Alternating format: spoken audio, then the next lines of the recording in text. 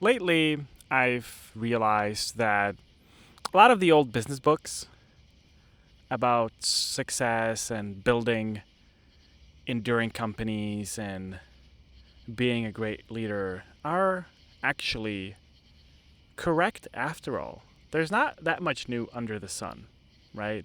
The and the main point in a lot of these books is pretty simple, take care of your people.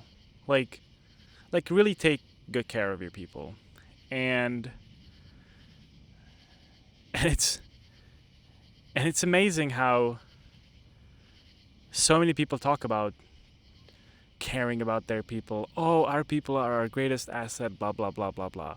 But like, how many companies do you see actually execute on that? Like actually really care about their people. And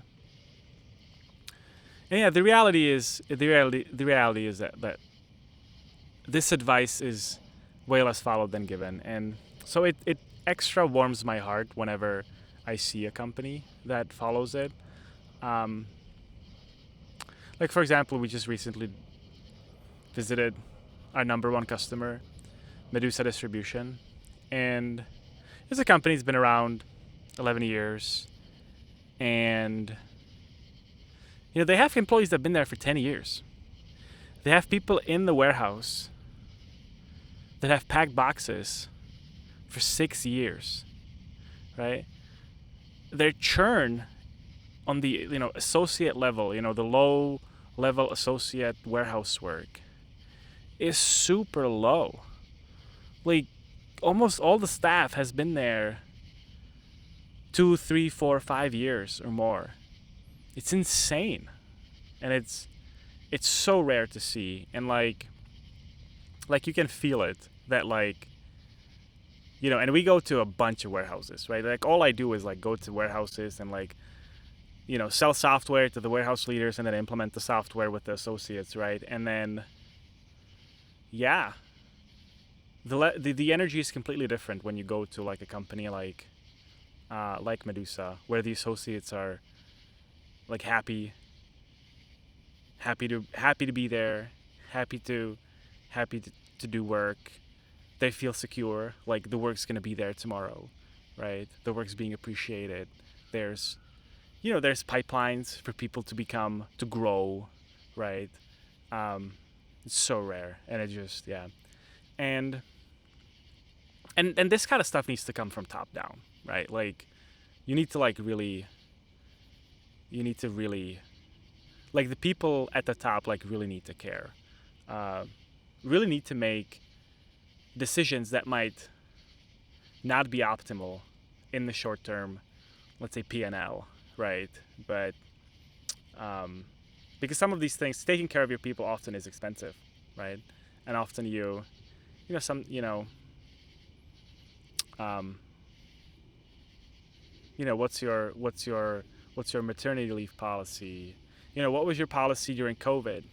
Did you pay people even when no one was working, right? Medusa did, right? And yeah, it's insane. It's so heartwarming. And so this also leads to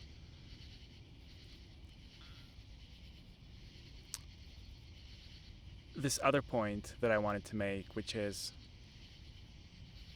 everyone always talks about how especially in let's say like the Silicon Valley venture-backed tech company culture, hey, I only want to work with A players. A players only play with A players. I only want A players. I only want the best of the best, the best of the world, right?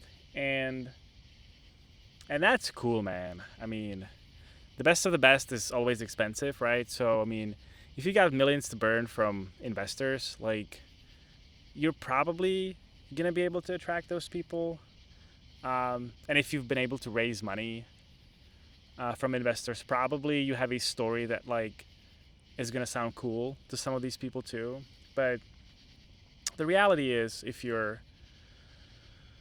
bootstrapping a business, some like me, for example, right, or like Danish, the founder of Medusa, right, um, especially in the early days, there's not much money to go around, right? Like, the best people in the world probably don't want to work for you, right?